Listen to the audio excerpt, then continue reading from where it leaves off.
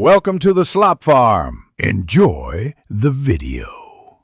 In this video, I will explain how to play Pokémon Go, focusing on account setup. First, download the free Pokémon Go app from your device's app store. You'll need to create an account, which can be done using either a Google account or a Pokémon Trainer Club account. Next, you'll choose a unique username that will identify you to other players in the game. Remember to select a strong password and keep it confidential to protect your account from unauthorized access. When creating your account, you have two main options.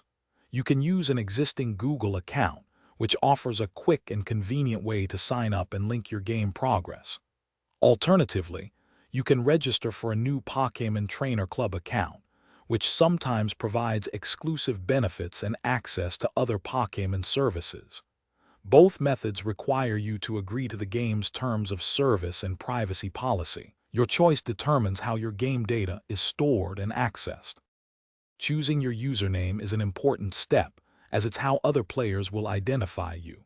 Make sure it's unique, appropriate, and between 3 and 15 characters long. For your password, always create a strong one.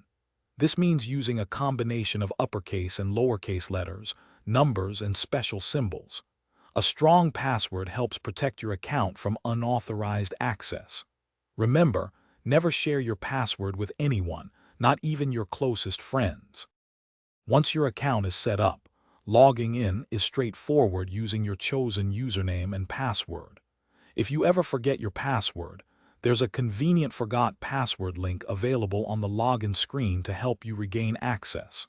For enhanced security, consider enabling two-factor authentication, which adds an extra verification step.